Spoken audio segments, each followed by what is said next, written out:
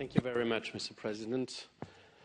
Monsieur le Président, mes chers collègues, je tiens à saluer, au nom du groupe ADLE, la qualité du rapport de notre collègue, qui permet de réaffirmer le droit fondamental que constitue le droit de chacun à disposer d'un procès équitable en matière pénale au sein de nos États membres, mais aussi de mettre en lumière une tendance qui voit se développer de plus en plus les mécanismes de renonciation au procès. Et ce rapport soulève des interrogations majeures en matière de respect des droits de l'homme et de l'état de droit dans nos sociétés.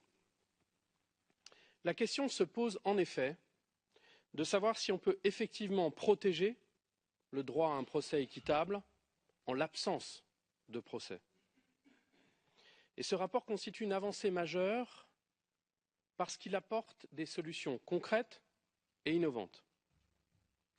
En effet, si des mécanismes présentent des avantages indéniables dans le cas de situations précises, comme dans le domaine fiscal notamment, ou dans des cas particulièrement complexes, ils nécessitent une vigilance accrue pour que les droits de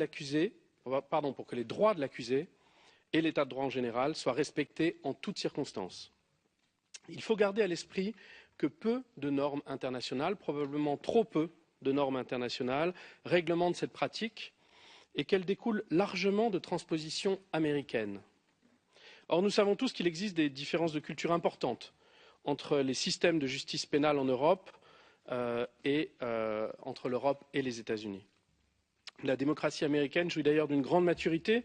Elle a su développer des contre-pouvoirs effectifs et les risques évoqués en Europe dans ce rapport sont donc réels. C'est pourquoi, à mon sens, il nous incombe de veiller en toutes circonstances à ne pas sacrifier la qualité d'un procès au profit de solutions plus immédiates. Il en va du respect des droits fondamentaux de l'ensemble des parties au procès, notamment des plus vulnérables, et de l'indépendance, bien sûr, de notre justice. In fine, il nous faut tout mettre en œuvre pour éviter que ne s'effrite la confiance des justiciables dans notre justice. Il est donc nécessaire de prévoir des garanties. Et à ce titre, avec le groupe ADLE, nous saluons les recommandations émises par notre collègue, notamment la volonté de partager les bonnes pratiques déjà en place dans plusieurs États membres et d'encourager la rapide mise en œuvre de telles garanties, telles que le recours au service d'un avocat ou le suivi d'indicateurs de partialité ou de discrimination fondés sur des considérations de race ou de fortune dans la réduction de peine proposée à l'occasion d'une transaction basée sur une reconnaissance de culpabilité. Là encore, je pense que la contribution majeure de ce rapport est la qualité de propositions concrètes, pragmatiques et innovantes. Le groupe ADLE accueille donc très favorablement ces propositions et soutient le projet de recommandation à destination du comité des ministres pour que des propositions fortes en la matière soient rapidement adressées aux États membres. Merci, Monsieur le Président.